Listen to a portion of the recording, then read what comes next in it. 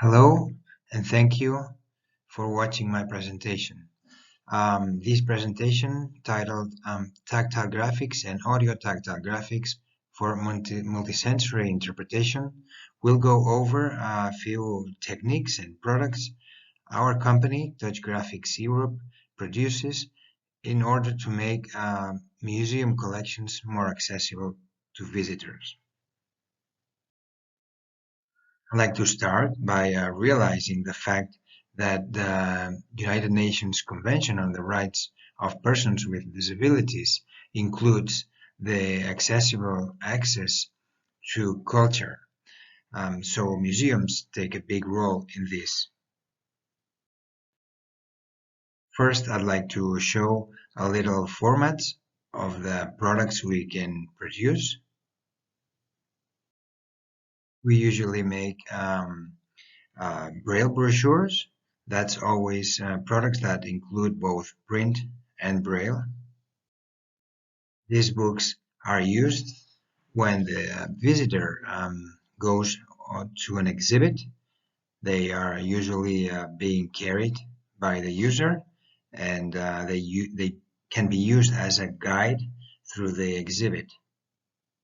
In this slide, we can see a visitor to a museum using one of these books, reading about a specific exhibit he's in front of. We also make loose sheets with tactile graphics that are read mostly in this case on a hard surface, and that are usually used in guided tours. In this slide, we can see a group of visitors using these sheets in one of these guided tours. These images often include maps of the exhibit and sometimes are exhibited in a pedestal so they can be read by users. In this case, we can see one of these sheets placed in front of the actual place they are referring to, in this case showing a map of an archaeological site. Next, we will take a quick look at different types of content these products can hold. We do books, we do these materials with a wide range of different content. These can vary from pieces of fauna in a nature trail or many other content. In this slide, we can see a page of a book on a museum that has planes and space artifacts. Maps are also very interesting content on this type of tactile graphics. They often or they can explain the user the different locations of the exhibit they are visiting. And then we have art. Of course, art is very interesting content to show also, and this can be just anything from painting to an exhibit on photography. In this slide, we can see a close-up view of the previous image. This shows how we use Braille and how the image, how the photograph has these textures, everything in raised lines. Mostly any type of content can be shown, even if it's like in this case, photography exhibit, raised line image with the help of a guide who can help the user interpret the image can be very helpful for the visitor. In this slide, we can see a painting from Miro, and we can see how a great deal of simplification is being done, but to show the main features of the painting. This is something we will see later on in this presentation. This is another example of a painting turned into a raised line image. As you can see, it shows both the print in high quality and the tactile with raised lines and textures. This is a detail of the previous image. You can see how the grass is shown with these vertical lines, and the rest of the elements are shown with different raised lines. This is another example from a Van Gogh painting, and you can see how different textures are used to show the different elements on the painting. In this case, a text below the painting explains at the same time some information to contextualize the painting, and also to give some hints, to give some clues for the reader to understand what each texture means. This is a detail of the previous image. You can see how the dotted texture in this case shows the wheat field, and then we have the vertical dashed line to show the cypress, etc. This is another example from a Rembrandt painting. You can see how we have a great deal of simplification, and only the outline of the main elements is shown. We will now take a quick look at the design process and production of these tactile graphics. We will go through this example by a painting by John Singer Sargent. In this case, you can see how painting is on the left, and the right has the text. This text helps the reader see or understand what the painting is about, what context it was painted in, etc., and also gives some ideas, some guidance to tactily read the image. As I said before, this tactile representation requires a lot of generalization. In this case, we can see a detail of that painting. On the left side, we can see the original, and on the right side, we can see the original with these orange lines that show where the relief lines are going to be.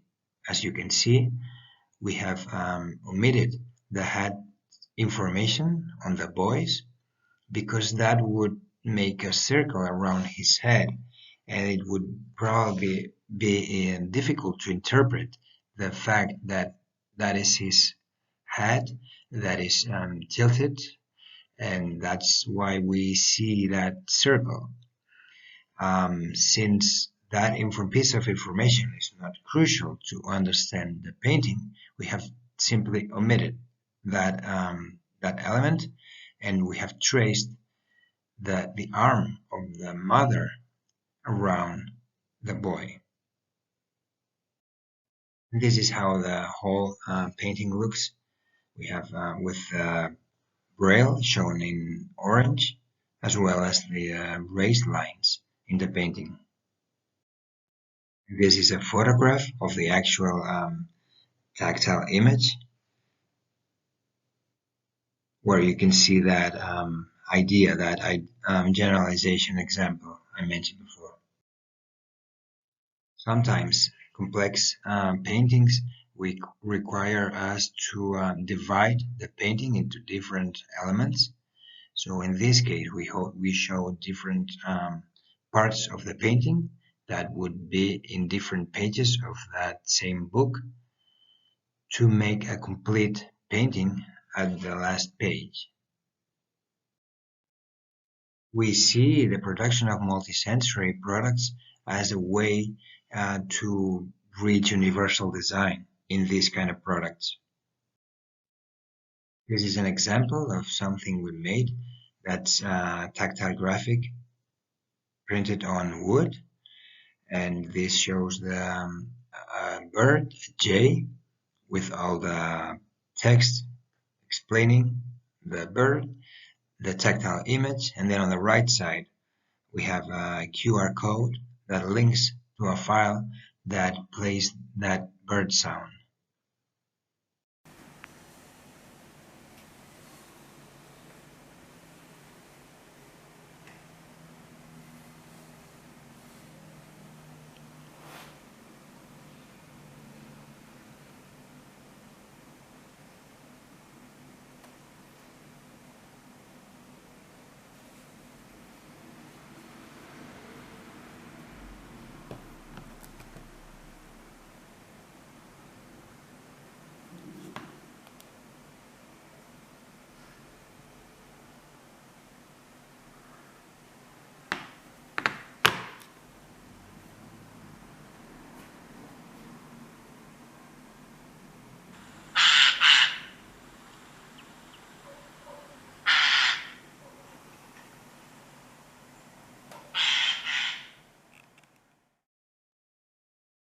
Smart pens like this are a very good tool to include audio information into tactile graphics. This is a map from a university campus that we can read together with this smart pen, and the device will give us audio information on every place the pen touches.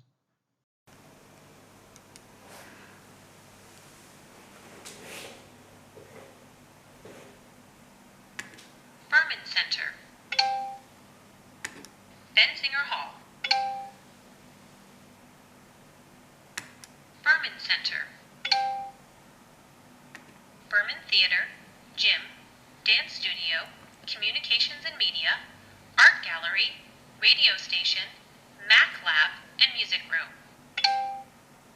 Ground floor, 001 Communication Center, 002 Music Room, 005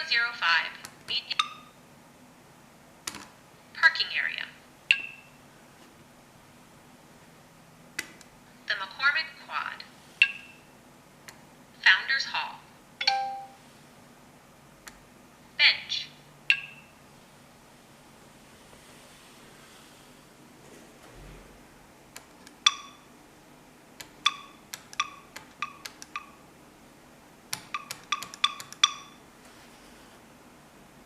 Damon Hall.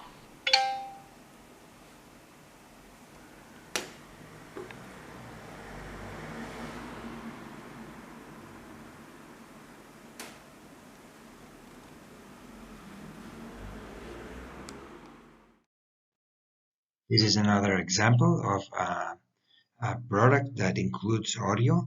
It's a set of cards on fauna used at a different natural site.